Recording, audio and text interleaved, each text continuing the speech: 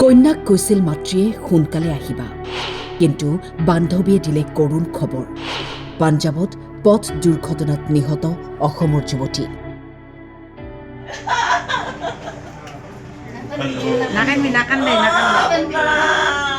কৰ্মসূত্ৰে পাঞ্জাৱত আছিল বাইহাটা চাৰিআলিৰ গুইয়া গাঁৱৰ যুৱতী অনিমা য়াছমিন।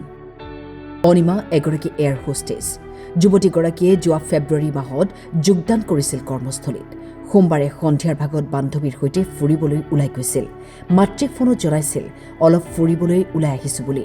মাতৃয়ে কৈছিল সোনকালে আহিবা, কিন্তু যিখন বাহনত আছিল ঘূৰি অহা যেন লিখাই নাছিল অনিমাৰ। অনিমাৰ বান্ধৱীৰ পৰা পৰিয়ালৰ লোকে লাভ কৰিলে মৃত্যুৰ খবৰ।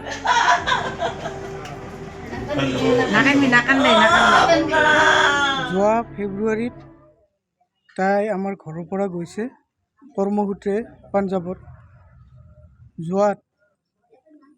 যোৱাকালি গধূলি 5:30 বজাত তাইৰ বান্ধৱী এজনে ফোন কৰিছে যে তাইৰ যিখন গাড়ীত উঠিছিলে তাইৰ বন্ধু এজন আৰু তাইৰ সৈতে তিনিজনী ছোৱালী একেলগে ফুৰিবলৈ গৈছে। তাৰ আগতে মাকক ফোন কৰিছে যে মা, মই ফুৰিব আহিলোঁ। মাকে কৈছে যে যোৱা সোনকালে আহিবা লজত। তাৰপিছত কৈছে হ'ব।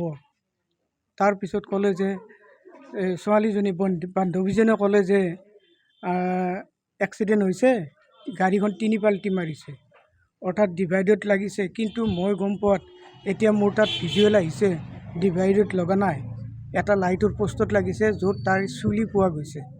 মই দেখিছোঁ এতিয়া ফটোত। এইটো সঠিক তদন্ত হ'লে কি হৈছিল ওলাই যাব।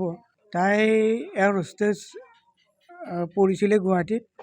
তাৰপিছত তাই কৰ্মসূত্ৰে ৰেডিচন ব্লু পাঞ্জাৱ তাতে 1 বছৰ চাকৰি কৰিলে। তাৰপিছত ঘৰত গুচি আহিল, যাব দিয়া নহ'ল, নিদিয়াত তাৰপিছত আকৌ কৰ্মসূত্ৰে যোৱা ফেব্ৰুৱাৰী মাহত গৈছিলে। আকৌ তাৰমানে অহাৰ কথা, এই 10 তাৰিখৰ আগত অহাৰ কথা। মোৰলৈকে ফোন কৰিছে, মই কৈছোঁ আহা তুমি। বেডিং পত্ৰ আনিব গৈছিলে এইখিনি। গতিকে প্ৰশাসনে যদি আমাক সহায় কৰে আমি নথৈ আনন্দিত হ'ম।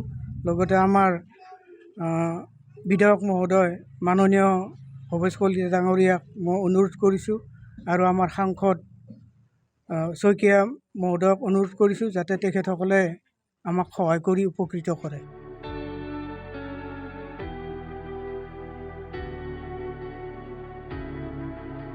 বাইহাটা চাৰিআলিৰ পৰা গৌতম ডেকাৰ ৰিপৰ্ট, টাইম 8।